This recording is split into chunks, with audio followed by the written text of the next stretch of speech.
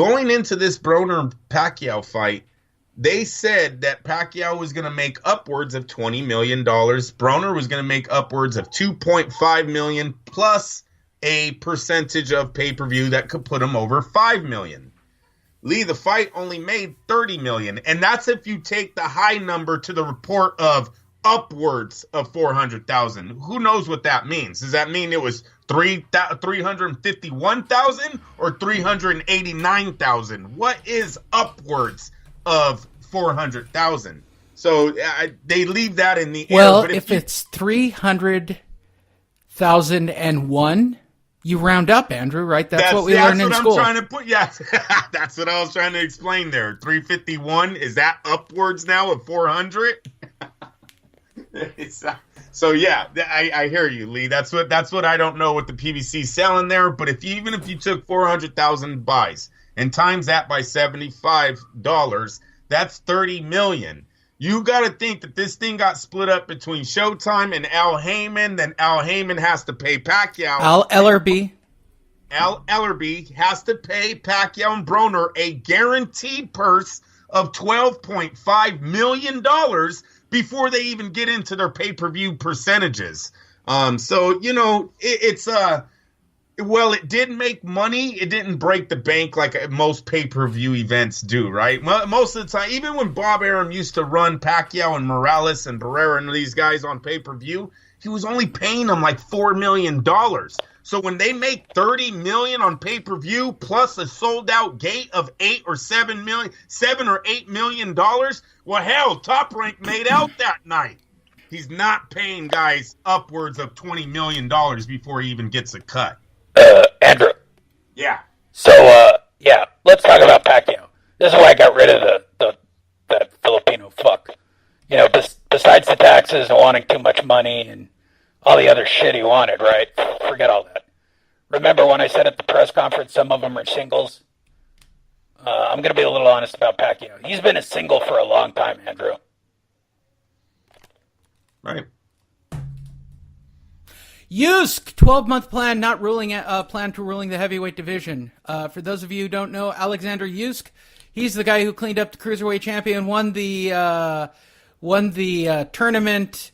Andrew and I have argued that he is the best fighter pound for pound in boxing right now because he did something none of the other people would do in any of the other divisions. He fought everybody. So Usyk has a new plan. Usyk plans is to become the king of the heavyweights. Alexander Usyk, career-long promoter, told Boxing Scene.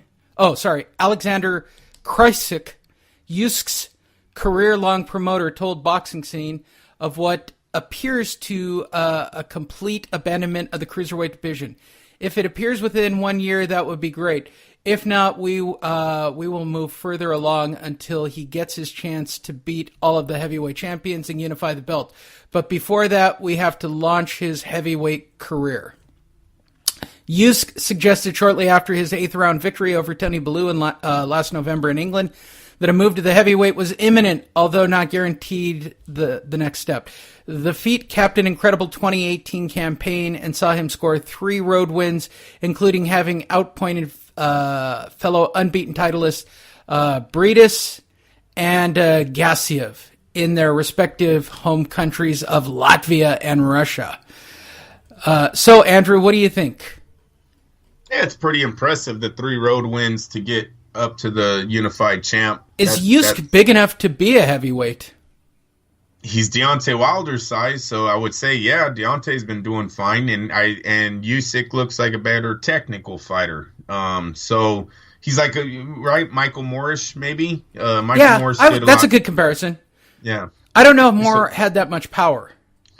Exactly, but he was technical enough to hang with the big boys, right? Until Foreman landed on his chin, but that was story. A weird period of boxing where, the heavyweights at that time, right? You're talking the Holyfield era, more or less. Yeah, another smaller heavy cruiserweights that all blew up to be heavyweights.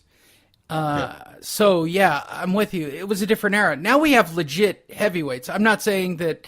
That is true. Deontay is not a legit heavyweight, but if you're talking about Fury, if you're talking about Anthony Joshua, who looks like a fucking house, Don't be fooled by the cut physique on Anthony Joshua. The dude is big. Like he's Brock Lesnar big. Like he's a big heavyweight. They all are. Yep. Yeah, you are right. You are right about that. It is a different era. I think all these heavyweights are 6'3" and above. Some of them, Fury's 6'7". One of the biggest, Wilder, I believe, is 6'6". So that is a different era than what Tyson, Holyfield, David Tua. Remember, there was a lot of small guys back then. David Tua. Who could forget David Tua? Who's still fighting? Our final story, our feature story. Why? Because I get more clicks for Adrien Broner stories than anything else on the planet. Adrien Broner hit with an arrest warrant now in Florida over a court day. TMZ Sports, who has literally never let up off of Adrien Broner. Former 4 Division world champion Adrien Broner is wanted as a wanted man in Florida again.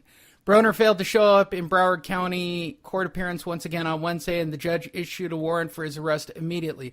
Remember, this is not the first time where Broner had a problem for the problem. He's been arrested twice already for the same issue, including last month, all stemming from a December 27th speeding incident. What a fucktard. Yeah, he's going to end up in jail, isn't he? Oh, for yeah, a speeding ticket. Broner was seen in Los Angeles on Wednesday, and he went to the Lakers game on Thursday night. Cops arrested the 29-year-old for having no driver's license, speeding, no registration, no proof of insurance on December 7th, 2017, but nobody's been able to get him to show up in court. If or when he ever appears for the traffic offense, the judge may throw the book at him for blowing off the case so many times in the past. Of course. This is one of several legal cases Broner is tackling at the moment. Broner was arrested back in February in Atlanta for allegedly sexually assaulting a woman at a local shopping mall. A woman told the cops that Broner allegedly groped her against her will. Just 4 months later, Broner was arrested again in Cleveland. Boy, does he get around. For allegedly throwing himself on top of a woman at a nightclub, forcing her to kiss him. He's facing multiple felony counts, including gross sexual imposition and abduction. Both of those cases had court dates this month. Broner was last in the ring, for those of you who don't know, when he got his shit handed to him by Manny Pacquiao, as discussed in the previous story. So, Andrew, the problem with the problem is that the problem is going to go to jail. And will that be the end of the problems for the problem? It matters for how long, but yeah, yes, it could be if he keeps blowing off these court dates, especially the sexual assault ones that are coming up. That could get serious. The speeding ticket, he's going to look at more of just being... can he pick up garbage then go to jail? Right? Like the rest of us schmoes. Would he not look great in a yellow jumpsuit at the side of the freeway? And I also think TMZ thinks a little too highly of Adrien Broner, right? No, he's just a story to TMZ. He's not that popular, though. They act like they're getting like one of the boxing's best right here. He's a gatekeeper. He's a journeyman. He's not that guy that I think TMZ thinks he is, but yeah, they'll keep putting him in. His mug shot is what he's going to give TMZ. He won't stay in jail, but he's definitely going to get arrested for what did you said this was the third court case he skipped. Yeah, there will be a bench warrant out for him. He will give us a mug shot. The problem is special. Since Billy Joe Saunders is now working with cancer kids and cleaning up his act, I don't think we're going to get any news crack stories out of him anytime in the near future. He might also be investigated for the break-in at Manny Pacquiao's house. Oh, my God, would that be great if it was? There's many that believe... You've heard this? Watch, there's many that believe he had insight when he said the hood got my back. Manny Pacquiao's house was being broken into. They're going to try to link both of them together, and he might see charges on that, too. Oh, my God, that would be the best. Manny fucked up. The KA, the hood got his back, bro. He might have won him, but they robbed his house. Oh, that would be so great if it was him.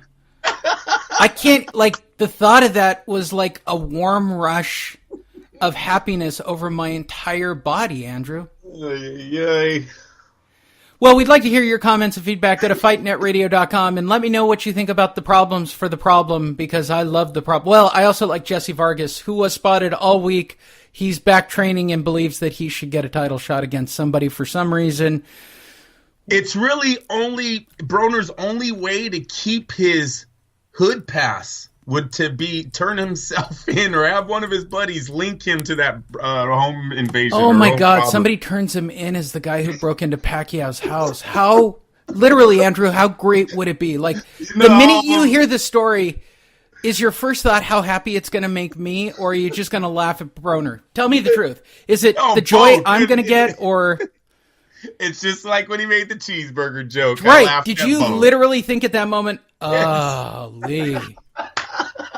I was like, yay, it's not just Lee. Right?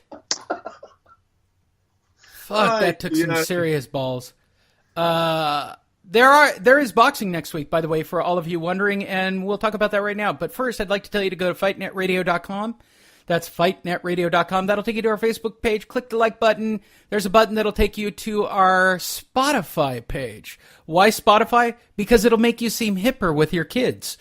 We're available everywhere. Just type in Fight Net Radio in the Google search. If you want video, we do put those up. I think we've got 2 posted. We'll have 3 today. Go to fnr.rocks. That'll take you to our YouTube page. Subscribe and follow. We're going to put up content. It's going to happen.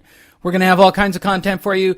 I've made our goal for 2019 to be more fan-friendly. We didn't do a group chat last night. They all weighed in after the fights for some reason, including Willie, who took up being the authoritarian, and they got on some weird rant after the fight about Kovalev. I don't even know how they got off on the Kovalev tangent last night. Well, Kovalev is going to be going to prison here. Did you hear what he did? No. Kovalev, I believe after a party, tried to go after a girl that rejected his offer, and he punched her in the face. And when he punched her in the face, I believe he broke her nose or jaw and dislocated a vertebrae in her spine. So he's fucked. He is a Sergey Kovalev is a classy guy. Remember, this is a man who killed a man in the ring one time and then said he wanted to kill the other guy he fought. Sergey's kind of weird, and he proved that two weekends ago when he did that to this lady. It says she got some pretty bad injuries from this. Starting off on Friday night, Rochester, New York, Showtime is giving you a night of showbox people you've never heard of, thanks to the PBC. Ronald Ellis is taking on DeAndre Ware in a 10-round super middleweight bout. Andrew, I don't know who Ellis is. I know who DeAndre Ware is. Am I even going to tune into this, or are you going to watch it for both of us? Did you say Showbox? Showbox. Yeah, the future of boxing.